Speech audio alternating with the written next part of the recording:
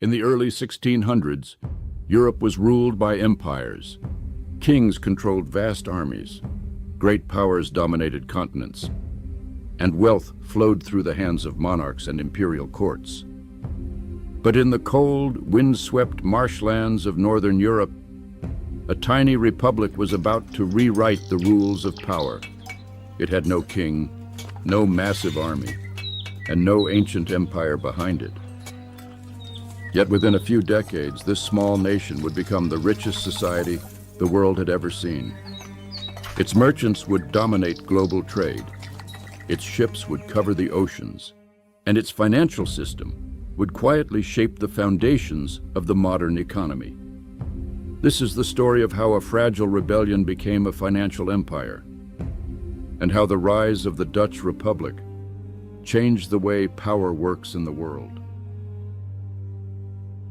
The rise of the Dutch Republic did not begin with wealth. It began with rebellion. In the mid-16th century, the Low Countries were under the rule of the Spanish Empire, the most powerful monarchy on earth. Spain controlled vast territories across Europe and the Americas. Its armies were feared, its navy unmatched, and its king ruled over a global empire fueled by silver from the New World. Against such power, resistance seemed impossible. Yet in these flat lands of merchants, fishermen, and small cities, something unusual was growing. A culture that valued trade more than conquest. A society where merchants held influence alongside nobles. And a population increasingly unwilling to accept distant imperial control. In 1568, the breaking point was reached. Silence snapped, and the streets exploded into war, a conflict that would burn for 80 years. At first, the rebellion seemed doomed. Spanish armies marched through the region with brutal efficiency, crushing uprisings and reasserting control. Cities fell, leaders were executed, and the future of the rebellion appeared bleak. But something unexpected happened. While Spain fought with armies and force, the rebels of the Low Countries began fighting with something far more powerful. Finance. Merchants funded fleets. Cities pooled resources. Trade networks quietly supplied the rebellion. And slowly, almost invisibly, the foundations of a new kind of power began to emerge. A republic built not on royal bloodlines, but on commerce, finance, and strategic cooperation. Over the next decades, this fragile rebellion would transform into something extraordinary. A nation whose ships would dominate global trade. A financial system that would reshape the world. And a republic that, despite its size, would become the richest society Europe had ever seen.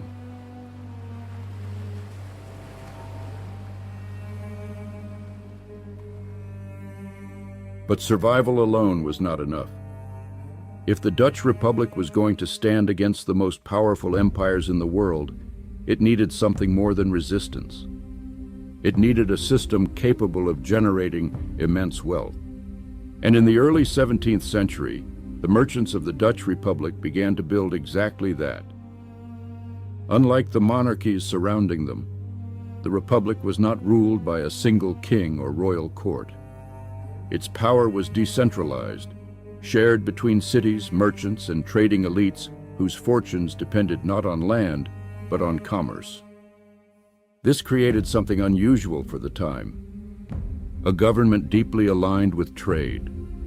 Ports expanded, shipyards multiplied, and Dutch vessels began to appear across the world's oceans, from the Baltic Sea to the coasts of Asia. But the real breakthrough came in 1602. That year, the Dutch Republic created an institution unlike anything the world had seen before. A company so large, so powerful, and so well funded that it could rival entire nations. It was called the Dutch East India Company. For the first time in history, ordinary investors could buy shares in a global trading enterprise.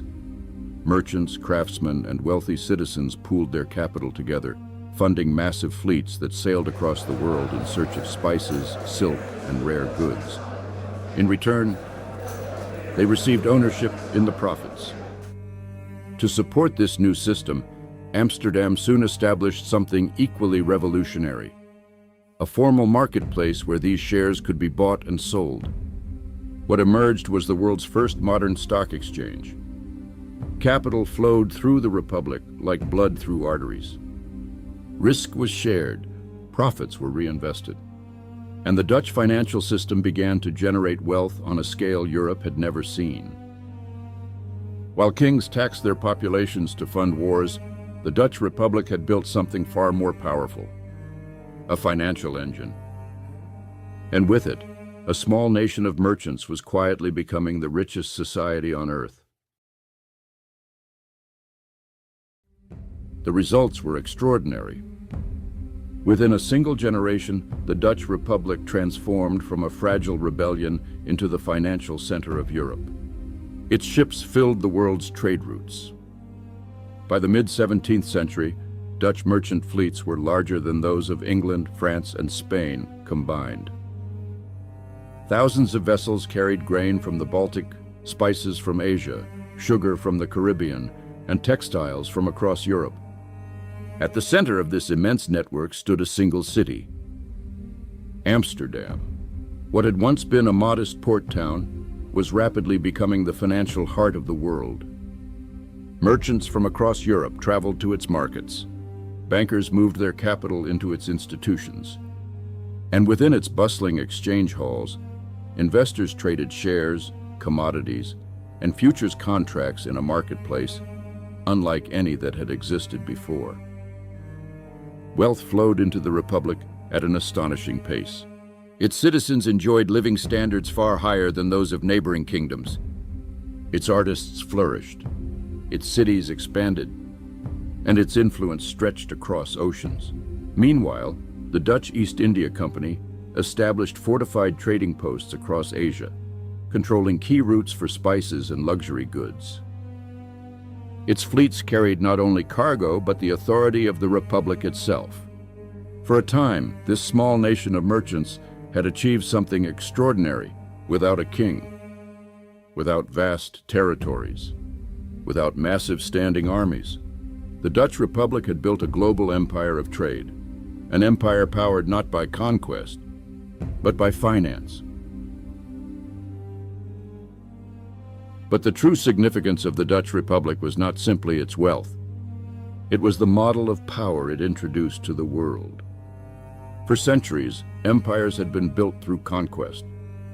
Kings expanded their territories through armies, taxation, and the control of land. But the Dutch had demonstrated something entirely different: that a nation could become powerful not through domination, but through systems, through institutions that encouraged trade, through financial networks that allowed capital to move freely, through cooperation between cities, merchants, and investors. This new form of power proved remarkably effective. While larger empires struggled under the weight of wars and royal spending, the Dutch Republic had created an engine of wealth that could continuously renew itself. Its ideas would not remain confined to its borders. In the decades that followed, other nations would study and adopt its methods. Financial markets would expand. Joint stock companies would spread. And the foundations of the modern global economy would begin to take shape. Today, centuries later, many of the systems that govern the world's wealth still reflect the innovations born in that small republic. Stock markets, corporate investment, global trade networks, all carry echoes of the financial revolution that emerged in Amsterdam during the 17th century. History often remembers empires for their armies and their conquests, but the Dutch Republic left behind something far more enduring: a quiet transformation in how power itself could be built. Not through force, but through finance. If you enjoy stories about the hidden systems behind wealth, power, and history, consider subscribing to the channel. Here on Silent Standard, we explore the financial strategies, institutions, and ideas that shape the world we live in today. Thank you for watching.